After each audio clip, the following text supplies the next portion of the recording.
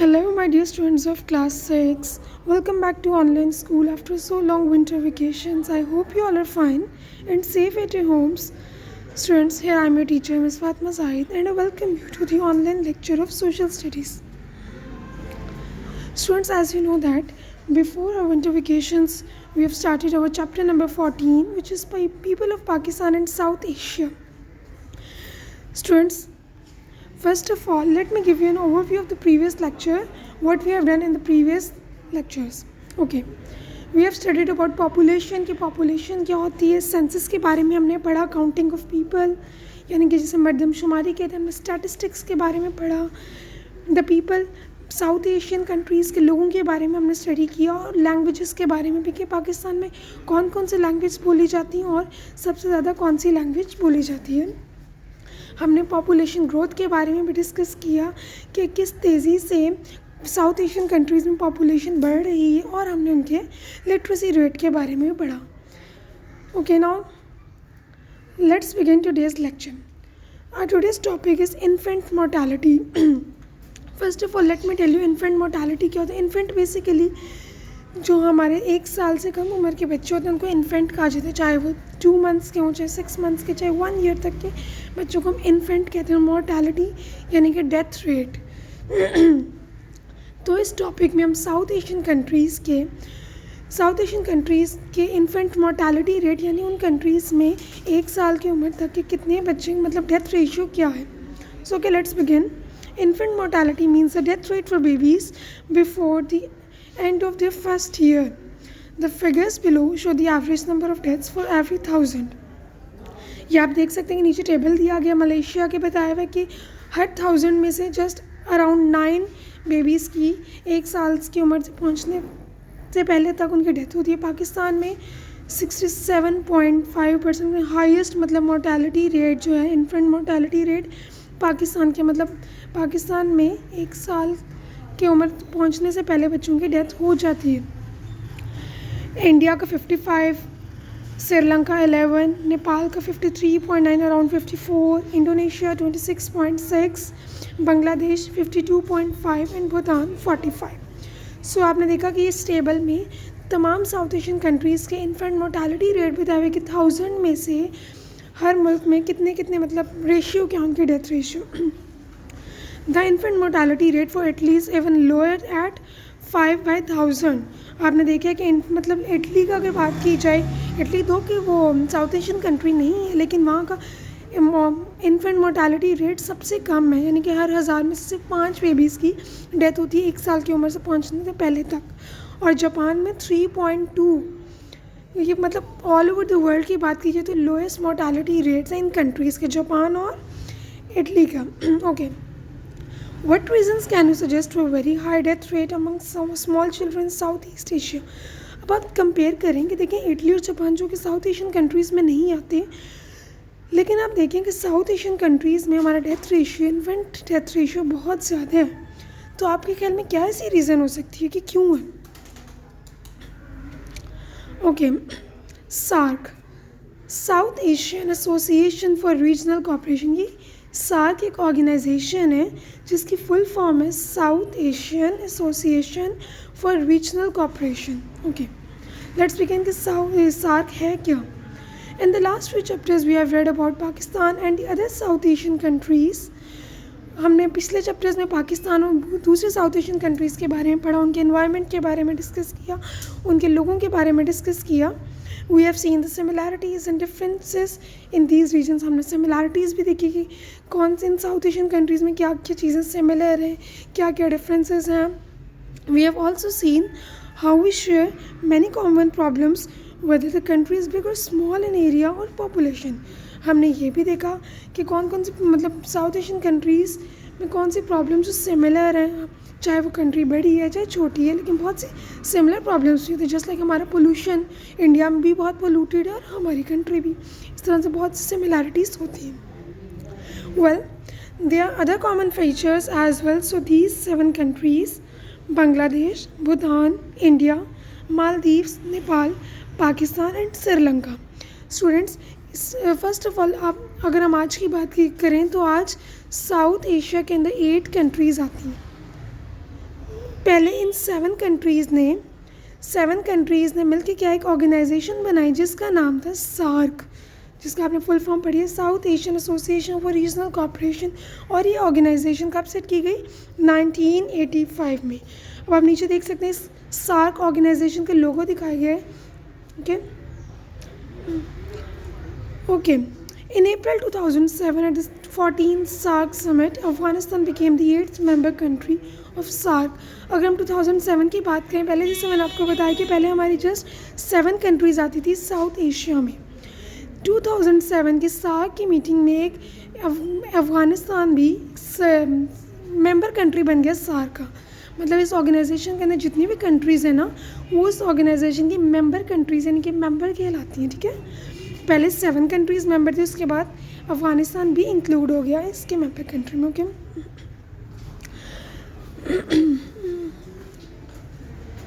अब इस ऑर्गेनाइजेशन का मेन एम क्या था वो पढ़ लेते हैं। The aim of this organisation are to improve the life of the people of member countries, यानी कि अपने लोगों की लाइफस्टाइल को इम्प्रूव करना उनके। To speed up economic growth and social development, economic growth यानी कि मुआशी और क्या उनका मुल्क मुआशी तरक्की करे। To reinforce links between member countries, ताकि उनकी जो कंट्रीज़ हैं आपस में लिंक्ड रहें, आपस में चाहे वो ट्रेडिंग करें, हर लिहाज से लिंक्ड रहें वो। To promote cooperation and collaboration in various fields, कि आपस में कोऑपरेट करें, कोलैबोरेट करें डिफरेंट जगह पे जहाँ भी ज़रूरत है, चाहे किसी लाइफस्टाइल के थ्रू, मतलब कि कहीं भी उनको आपस में किसी हेल्प की ज़रूरत है, कोऑपरेशन की ज़रूरत है, तो आपस में मेंबर कंट्रीज़ कोऑपरेट करें। Member countries meet from time to time to discuss different issues and take decisions. Okay. Do you know that the combined population of the SAARC countries makes up 22% of the world's population? क्या आप जानते हैं कि अगर हम SAARC countries यानी कि 8 south Asian countries की पॉपुलेशन को कंबाइन करें तो ओवरऑल वर्ल्ड की वो 22% पॉपुलेशन हमारी बनती है। यानी कि फॉर सपोज अगर 100% है ना ओवरऑल वर्ल्ड की पॉपुलेशन, तो उसमें से जस्ट 22% सार्क कंट्रीज़ की पॉपुलेशन मिला के बनती है। क्लियर? स्टूडेंट ये इन्फो बॉक्स बहुत इंपॉर्टेंट है, ये इसको अंडरलाइन कर लें, इंपॉर्टेंट मार्क कर लें आप। Okay, main cities of south Asia.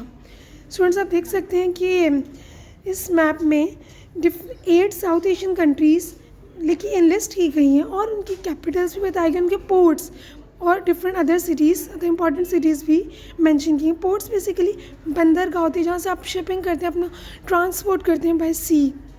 Just like अगर हम 1-2 कंट्रीज़ को देख लें, अफ़गानिस्तान की कैपिटल सिटी क्या है? Kabul.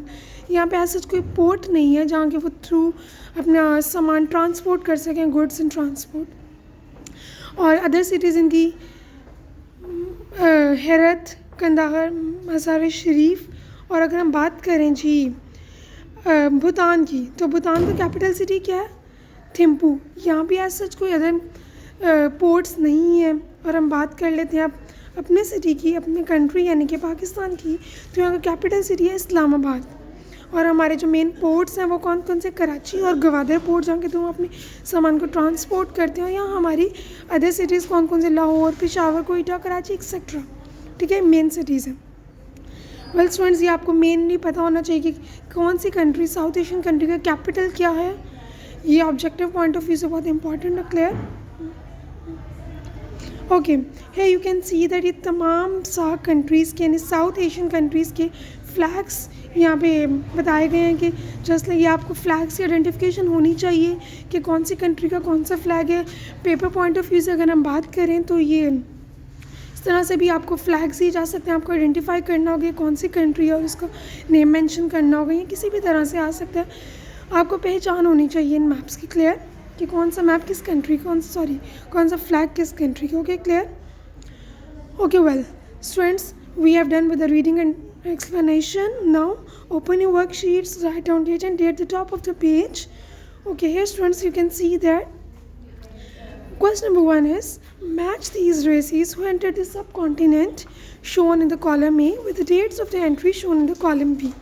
Here you can see that in the column A there are different races जो कि सबकॉन्टिनेंट में एंटर हुई थी और उन्होंने वहाँ पे इन्वेट की, मतलब यानी कि हमला किया था और दूसरी साइड पर अगर हम कॉलम बी की बात करें तो यहाँ पर डिफरेंट ईयर्स दिए गए हैं, यानी कि किस रेस यानी रेस से यहाँ मुराद नस्ल, जैसे मुगल्स का एक था दौर, आर्यंस का था, कुछ ग्रीक्स थे, मंगोल्स से, कुछ टर्म्स से तो आप फेमिलियर होंगे।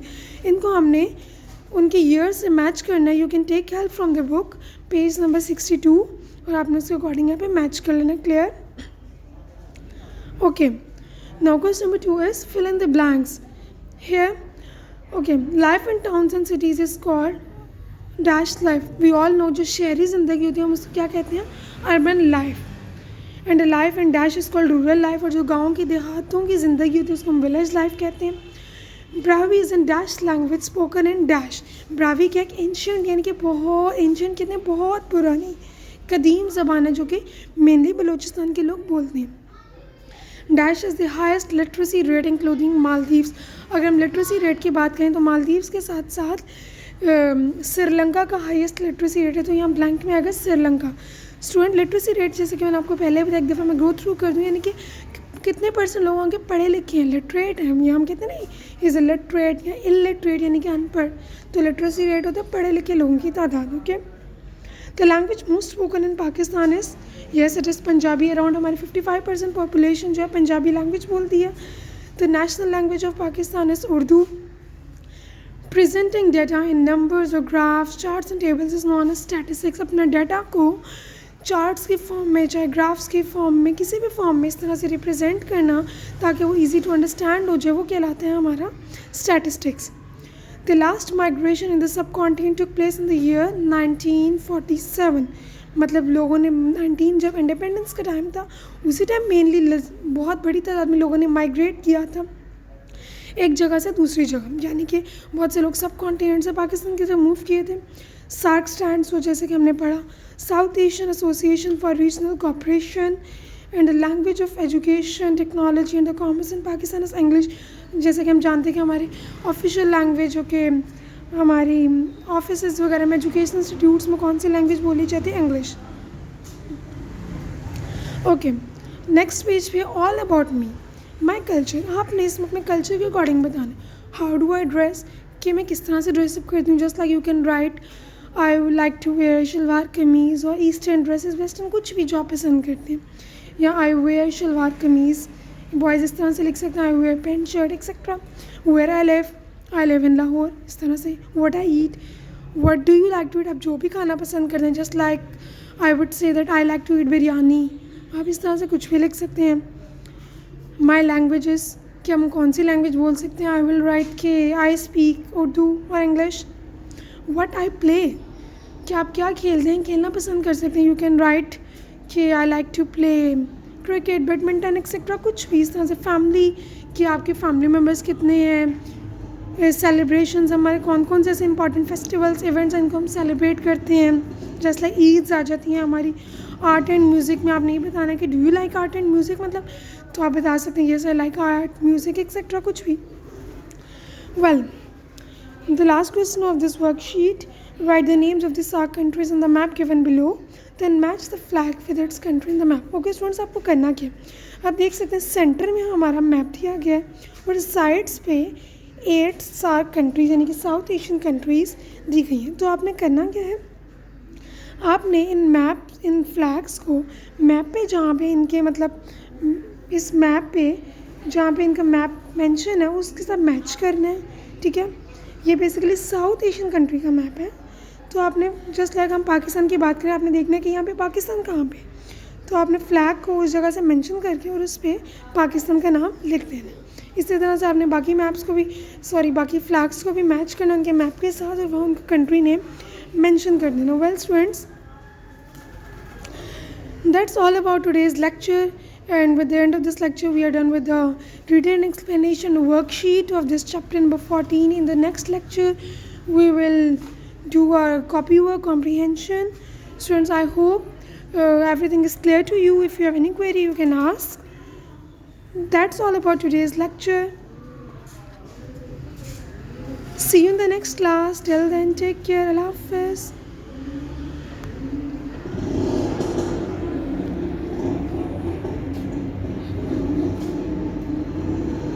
इसका सेकंड फ्लोर पे है। गाइजा ये मैंने कर तो लिया, पैंट से सेफ कैसे होनी है? कहाँ गए तुमने? वो कहाँ पे फिर एरो मैंने भेजा आगे है? वो इसको करने लगी ना। कहाँ गया वो एरो जिस पे तुम रिकॉर्डिंग कर रही थी? ये होगा इधर, ये एक रिकॉर्डिंग किया ना अभी तो।